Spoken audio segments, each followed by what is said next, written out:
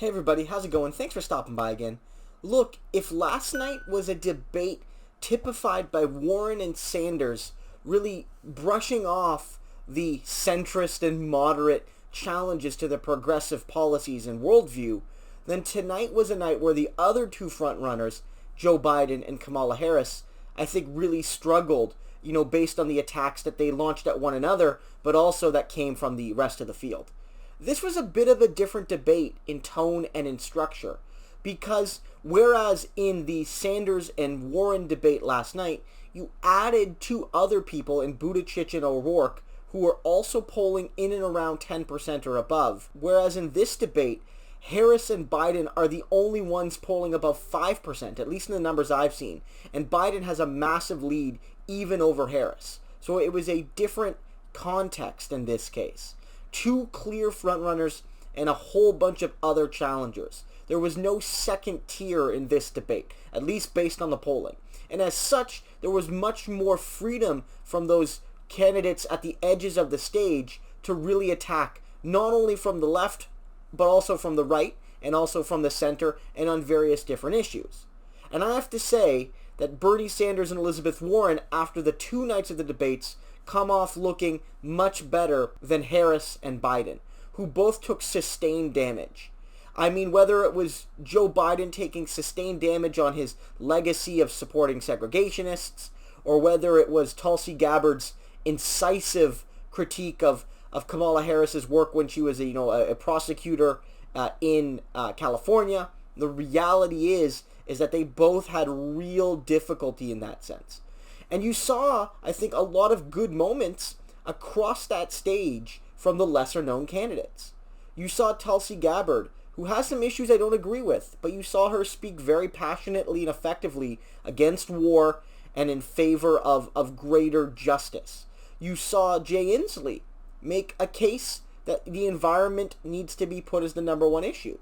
You saw Bill de Blasio, I think, take a very strong stance in a generally progressive direction, which was incredibly important. He challenged Joe Biden to own up to his right-of-center past, his right-of-center legacy. You even saw Cory Booker, I think, make great points about the need for increased racial justice, especially as it pertains to African Americans. And I mean, even Andrew Yang, and I'm not part of the Yang gang. I don't believe that it's, left, not right, but forward. I actually believe that the left-wing direction is the way forward. But Yang, he did a good job too. I mean, generally, except for the fact where he's like, look, take my $1,000 a month and run away from the coasts. I think he did a good job at selling his vision and giving, selling the rationale. Like, why is he in this debate? Kirsten Gillibrand did the same thing as well. All of these minor figures, I think, much better than on night one, mostly show that they have something to contribute. They added something to the debate. And I think that one of the factors here is that because their attacks were more effective, this debate was almost uncomfortable to watch. It felt more visceral. It felt more personal. Like the attacks were landing. The responses between candidates were snippier. I mean, Bernie Sanders had his moment where he said, well, I wrote the damn bill. But that still felt like it was, a debate between political actors, right? Like political figures. This seemed more real, like when Biden and Harris would critique one another, or when Tulsi Gabbard critiqued Harris, or when Booker and Biden went after one another. There was a lot of these attacks. Sometimes they verged on the personal. No name calling necessarily, but a clear sense that this was not a kid glove debate. So looking at that backfield, if you will, looking at the people down the list, do any of them really get a major bump? I'm not sure. And it depends what you define as major. If, the people at 2 or 3 or 4%, if they go to 5 or 6 or 7%, is that a big jump? I mean, it is in percentage terms. You could be almost doubling your support, for instance. But is it enough to actually move the needle in the narrative? 2 points here and there, even if it's double to you, is largely meaningless in the grand stage. What matters to these candidates is that through their polling and through their fundraising and through their ability to kind of build their networks, can they situate themselves in the next debate? Just to continue on. Because while a lot of these smaller candidates maybe don't have a path to the presidency, at least right now, keeping in the conversation is important if, as it seems, they have reasons to be there. Like John Delaney, I don't think he has a reason to be there. I don't think that those figures that were attacking Sanders and Warren have any legitimate reason to be there. But Gillibrand talking about, protecting women and protecting, and gender equality, Tulsi Gabbard speaking out against war, Andrew Yang talking about his universal basic income, Jay Inslee talking about the environment. All of these people, I think, brought something to the table. And that's why I thought tonight was a very interesting debate. Last night I said this debate was going to suck. I said there's no Warren, there's no Sanders. I'm not sure if there's going to be much in the progressive lane. But I was wrong. I felt that there was a lot of progressive discussion. And while CNN's framing continued to be very much, pro-Republican, like CNN was, a moderate Republican narrating this debate, I still thought that a lot of the criticism against the main candidates came from the left.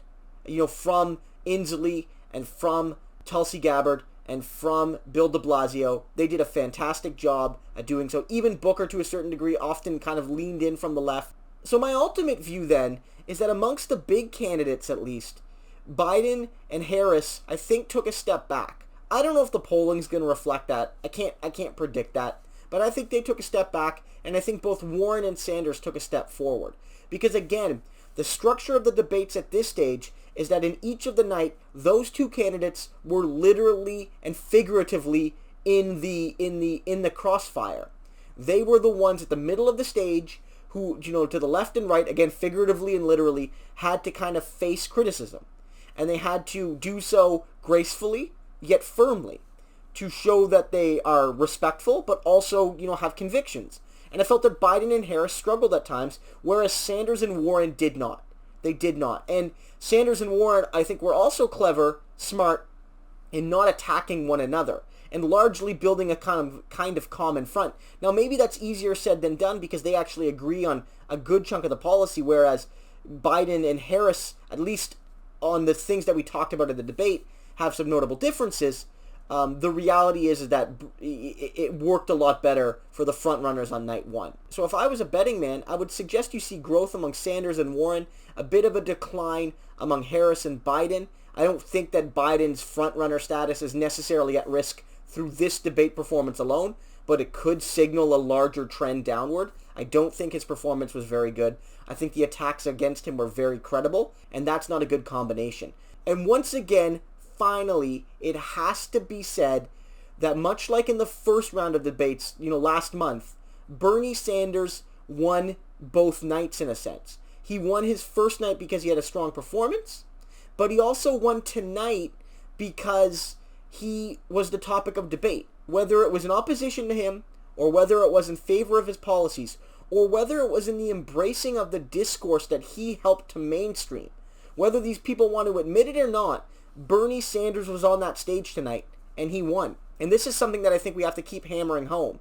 Because CNN, I listened to a little bit of their post-debate coverage. To their credit, they gave a lot of, kind words to Warren, but almost none to Sanders. Van Jones mentioned Sanders a little bit, and that was great.